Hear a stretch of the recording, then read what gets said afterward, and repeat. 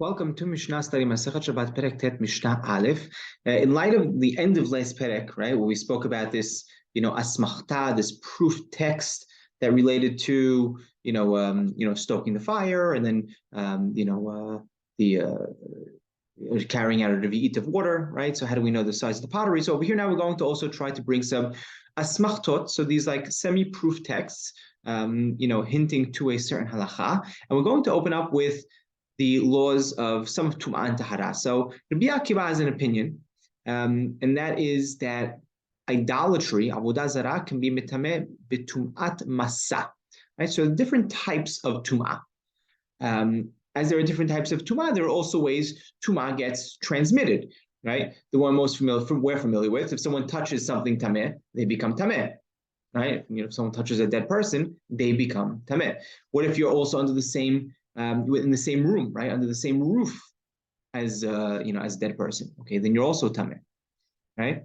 What if you're carrying the weight of a dead person, right, but you're not actually touching the dead person, right? So let's say it's however so, right, on a few mattresses, and the mattress is on your shoulder, and it's so over here you don't become tameh through carrying the weight of something.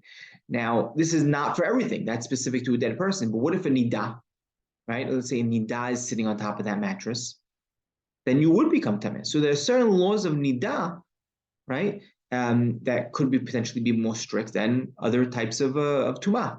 And one of those is we call tumat masa. Masa is when you're carrying something, right? So you're carrying the weight of something. Now, if it's a nidah or a zava, right, these people would make, right, the item underneath them tameh. That's called tumat masa. Now, what about avodah zarah? What if a person is carrying avodah zarah on multiple mattresses on his shoulder?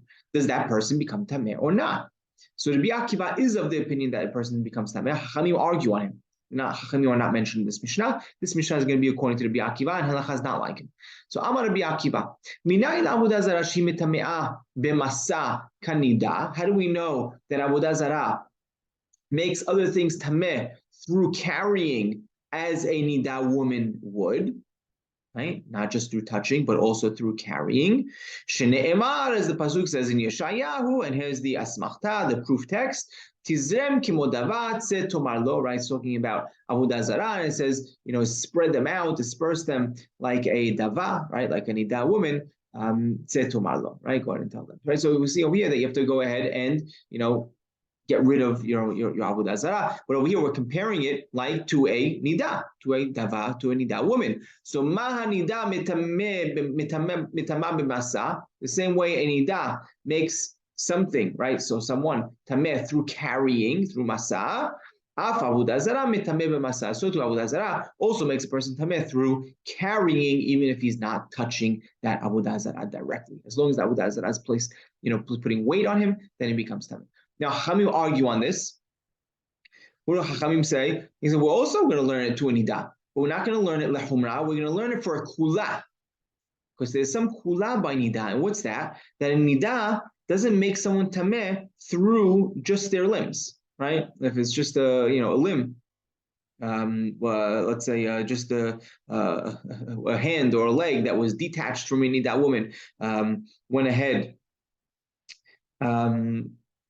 It would not make a person tameh. So too, that form of avodah zarah, right? If it's only a limb, right? It's just the arm of that idol, or just the leg of that idol that went ahead and touched the person. So we're going to say that no, it's not going to make the person tameh until it's the entire object avodah zarah itself, similar to the nidah woman, where we need the entire nidah woman to go ahead and touch someone for them to become tameh. That's what Chachamim learn. And now, why are they going to choose to learn something? You can learn something like Chumrah, like Rabbi Akiva, or you can learn Likula, right? I'm learning from Nidah, from a Nidah woman. Should I say it's Chumrah, that we're going to make the avodah zarah, make something tameh even just through carrying it? Or should I learn a Likula, that no, I need the whole avodah zarah, it's not enough for just a limb to touch someone. So why do Chachamim choose the kula? So because the avodah zarah is only tameh midirabanan. So we have a principle that anytime we have a law midirabanan, koshu midirabanan, v'yesh lintot bo lechumra ulkula, and you have the option of leaning towards a kula or a chumra, holchim bo lekula.